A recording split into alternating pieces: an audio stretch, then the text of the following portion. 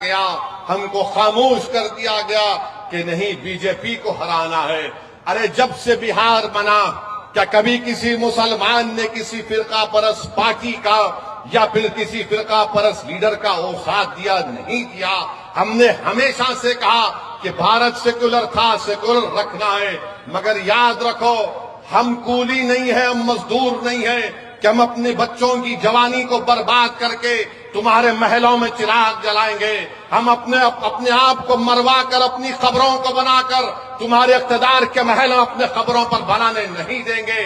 اب نوجوان بیدار ہو چکا ہے، ہم کو اپنے محل کو تعمیر کرنا ہے، ہم کو اپنے خوابوں کو پورا کرنا ہے۔ تو میری آپ سے گزارش ہے کہ آئیے اس انصاف کے کارواں کو مضبوط کریے۔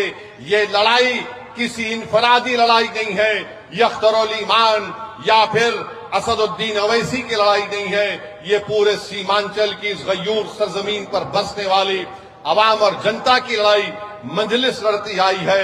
تو میری آپ سے گزارش ہے کہ اس کو کامیاب کریے اور اپنے صفوں میں اتحاد کو پیدا کریے۔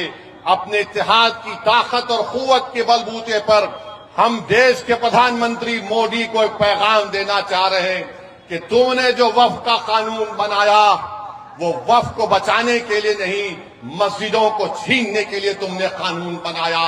تم نے قبرستانوں کو چھیننے کے لیے قانون بنایا، تم نے عیدگاہوں کو چھیننے کے لیے قانون بنایا، تم نے وقف کو ختم کرنے کے لیے قانون بنایا۔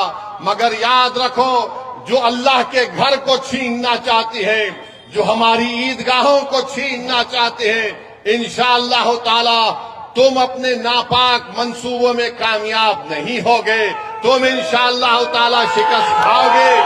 ناکامی تمہارے مقدر میں لکھی جا چکی ہے انشاءاللہ تعالی۔ جب تک دنیا قائم رہے گی مسجدوں میں ہم جا کر سجدہ کریں گے تاکہ سجدہ ہمارے اللہ کے سامنے اس کی ربوبیت کا اظہار بھی ہوگا اور ہماری وطن عزیز سے محبت کا اقرار بھی ہوگا۔ تم مسجدوں کو چھین نہیں پاؤ گے۔